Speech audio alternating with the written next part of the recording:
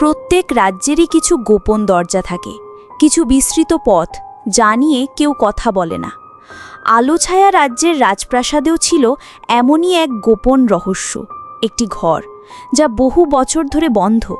লোকে বলতো সেই ঘরে নাকি সময় থেমে আছে, কিন্তু সত্যিটা ছিল আরও অদ্ভুত। এই ঘরটা তো সবসময় বন্ধ থাকে, ভেতরে কি আছে? আনা সাবধানে দরজাটি ঠেলে খোলে। ভেতরটা অন্ধকার এবং ধুলোয় ভরা, পুরনো। ঘরের মাঝখানে দেয়ালের সাথে লাগানো একটি বিশাল মেঝে পর্যন্ত লম্বা আয়না। সেটা কোনো সাধারণ আয়না ছিল না। সে দেখে আয়নার কাঁচটা অদ্ভুতভাবে পরিষ্কার, যেন কেউ প্রতিদিন ওটা মোছে। এটা কি শুধুই আমার মনের ভুল? আনা আয়নার কাছে হাত রাখে। যেই মুহূর্তে তার আঙুল কাঁচে স্পর্শ করে, আয়নাটি জলের মতো কেঁপে ওঠে।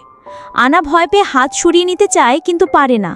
একটি অদৃশ্য শক্তি তাকে আয়নার ভেতরে টেনে নিতে শুরু করে। কে আছো? কিন্তু তার চিৎকার সেই ঘরেই মিলিয়ে যায়। সে পুরোপুরি আয়নার ভিতরে অদৃশ্য হয়ে যায়। ঘরটি আবার আগের মতো নীরব এবং নিস্তব্ধ হয়ে যায়, যেন কিছুই ঘটেনি। আনা বুঝতে পারছিল না সে কোথায় এসেছে।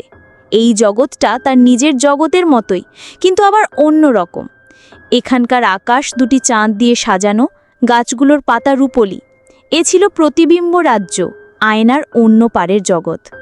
সে দেখে তার বাবা রাজা আদিত্য বাগানে দাঁড়িয়ে আছেন, আর তার পাশে দাঁড়িয়ে আছে একটি মেয়ে যে দেখতে হুবহু আনার মতো। কিন্তু তার হাঁটা চলা, তার চোখের দৃষ্টি, সব কিছুতে আত্মবিশ্বাস আর সাহসের ছাপ। ওকে, ও তো একদম আমার মতো দেখতে। সে বুঝতে পারে এই মেয়েটি হলো তার প্রতিরূপ, কিন্তু তার জীবনটা সম্পূর্ণ ভিন্ন। বাবা, এভাবে নয়, তোমাকে আরও দ্রুত হতে হবে। শত্রুরা কিন্তু তোমার জন্য অপেক্ষা করবে না। তুই তো আমাকে সেনাপতি বানিয়ে ছাড়বি আনিয়া। আমি রাজা, আমার কাজ রাজ্য চালানো, তলোয়ার নয়। একজন ভালো রাজাকে দুটোই জানতে হয় বাবা। ঠিক তখনই আনিয়া অনুভব করে কেউ তাকে দেখছে। সে দ্রুত ঘাড় ঘুরিয়ে আনার দিকে তাকায়। তাদের দুজনের চোখাচোখি হয়।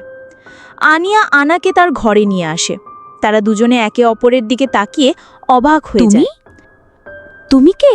আমি রাজকুমারী আনা, আলোছায়া রাজ্য থেকে এসেছি। আমি একটি আয়না দিয়ে এই জগতে চলে এসেছ।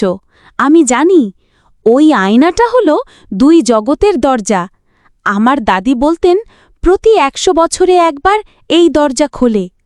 কিন্তু তোমার জগৎটা এত অন্যরকম কেন? এখানে সবকিছু উল্টো।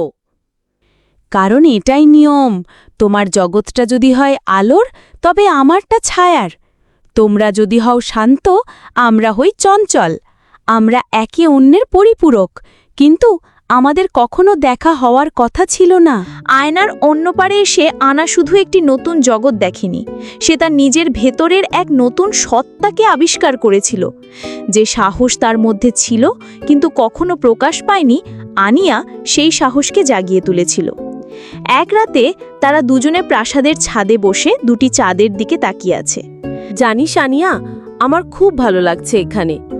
আমার জগতে আমাকে সব সময় নিয়ম মেনে চলতে হয়। আমি যা করতে ভালোবাসি তা করতে পারি না, কিন্তু তুমি কত স্বাধীন। আর আমি মাঝে মাঝে একটা তোমার মতো শান্ত জীবন চাই আনা। সারাদিন লড়াই, রাজ্যের চিন্তা, খুব ক্লান্ত লাগে। তোমার জগতে নিশ্চয়ই অনেক শান্তি, তাই না? তারা দুজনেই বুঝতে পারে যা তারা চায় তা একে অপরের জীবনে আছে। এদিকে আলোছায়া রাজ্যে রাজা আদিত্য তার মেয়েকে খুঁজে না পেয়ে দিশেহারা। কোথায় গেল আনা?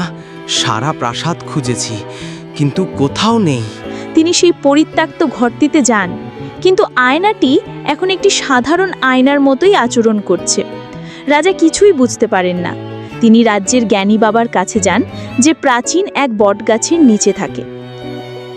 আপনার মেয়ে যেখানে আছে সেখানে সে নিরাপদ মহারাজ, কিন্তু সে এক নতুন সংকটের জন্ম দিয়েছে। দুই জগতের দরজা খুলে গেছে। এর ভারসাম্য যদি নষ্ট হয়, তবে দুটো জগতই ধ্বংস হয়ে যাবে। ভারসাম্য?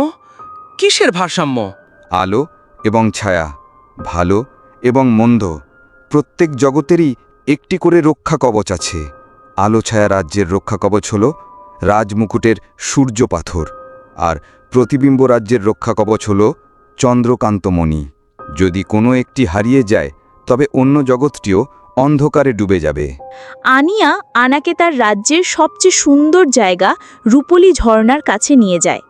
কিন্তু তারা সেখানে গিয়ে দেখে ঝর্ণার জল কালো হয়ে যাচ্ছে এবং চারপাশের রূপলি গাছগুলো শুকিয়ে যাচ্ছে। এ কি? এমন তো হওয়ার কথা নয়। আমাদের রাজ্যের প্রাণশক্তি কমে আসছে কেন? ঠিক তখনই একটি ছায়ামূর্তি তাদের সামনে উপস্থিত হয়। কারণ ভারসাম্য নষ্ট হয়ে গেছে। দুই জগৎ এক হয়ে যাওয়ায় আমার শক্তি বেড়ে গেছে। এখন আমি দুটো জগৎকেই আমার ছায়ার তলায় নিয়ে আসব। আর শুরুটা হবে তোমাদের চন্দ্রকান্ত মুনি দিয়ে। ছায়াপুরুষ তাদের আক্রমণ করে। আনিয়া সাহসের সাথে তলোয়ার দিয়ে লড়াই করে, কিন্তু ছায়াপুরুষের গায়ে কোনো আঘাত লাগে না। আনা ভয়ে কাঁপতে থাকে, কিন্তু আনা পালায় না। সে তার বন্ধুকে বিপদে ফেলে যেতে পারে না। আন্না, পালাও, তুমি ওর সাথে পারবে না। ছায়াপুরুষ হেসে ওঠে এবং একটি কালো ধোঁয়ার জাল দিয়ে তাদের দুজনকে বন্দি করে ফেলে। ছায়াপুরুষ প্রাসাদের দিকে উড়ে যায়। আনা এবং আনিয়া কোনোভাবে ধোঁয়ার জাল থেকে মুক্ত হয়ে দৌড়ে আয়নার ঘরের দিকে যায়। তারা জানে ছায়াপুরুষকে আটকানোর একমাত্র উপায় হলো দুই জগৎকে আবার আলাদা করে দেওয়া। কিন্তু আমরা যদি দরজা বন্ধ করে দিই তাহলে আমরা আর কোনোদিন দেখা করতে পারবো না। আমি জানি, কিন্তু আমাদের রাজ্যকে বাঁচাতে হলে এটাই করতে হবে। তুমি তোমার জগৎকে বাঁচাবে আর আমি আমার। তারা আয়নার সামনে এসে দাঁড়ায়। আয়নার ভেতরে তারা দেখতে পায় আলো ছায়া রাজ্যে অন্ধকার নেমে আসছে। আমাদের হাতে সময় খুব কম। দরজা বন্ধ করার জন্য শুধু তাদের বল যথেষ্ট ছিল না, প্রয়োজন ছিল আত্মত্যাগের। দুই জগতের ভারসাম্য ফিরিয়ে আনার জন্য একজনকে তার নিজের জগৎ ছেড়ে অন্য জগতে থেকে যেতে হবে, চিরদিনের জন্য। আয়নার ভেতর থেকে জ্ঞানী প্যাঁচার কণ্ঠস্বর ভেসে আসে। তোমাদের মধ্যে একজনকে নিজের জগৎ ত্যাগ করতে হবে। আলো এবং ছায়ার ভারসাম্য রক্ষার জন্যে একজনকে অন্যজনের জায়গায় জীবন কাটাতে হবে। আনা এবং আনিয়া একে অপরের দিকে তাকায়। তারা দুজনেই জানে কাকে এই ত্যাগ স্বীকার করতে হবে। আন্না, তোমাকে যেতে হবে। তোমার জগৎ তোমাকে প্রয়োজন। তুমি একজন সত্যিকারের রাজকুমারী। তুমি শান্ত এবং দয়ালু। তুমিই পারবে তোমার রাজ্যকে ভালোবাসায় ভরিয়ে দিতে। না আনিয়া, আমি তোমাকে ছেড়ে যেতে পারবো না। তুমি আমার একমাত্র বন্ধু। বন্ধুত্ব মানে শুধু একসাথে থাকা নয় আন্না। বন্ধুত্ব মানে বন্ধুর ভালোর জন্য নিজেকে উৎসর্গ করা। আমার জগৎকে একজন সাহসী রক্ষকের প্রয়োজন, আর আমি সেই লড়াইটা করতে জানি। তুমি যাও, আর কখনো ভয় পাবে না।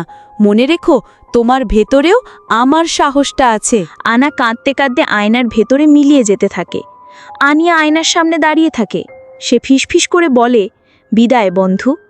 দুই জগৎ আবার আলাদা হয়ে গিয়েছিল, ভারসাম্য ফিরে এসেছিল, কিন্তু তার জন্য যে মূল্য দিতে হয়েছিল তা শুধু আনা আর আনিয়াই জানত। আনা এখন আর আগের মতো ভীতু নয়। তোমাকে দেখে মনে হচ্ছে তুমি যেন নতুন করে জন্মেছ, আনা। আমি শুধু আমার নিজের আসল রূপটা খুঁজে পেয়েছি বাবা। আনিয়া তার বাবার পাশে দাঁড়িয়ে রাজ্য পরিচালনা করছে। তার মুখে হাসি, কিন্তু চোখে এক গভীর শূন্যতা। সে প্রায় সেই আয়নার ঘরে গিয়ে দাঁড়ায়।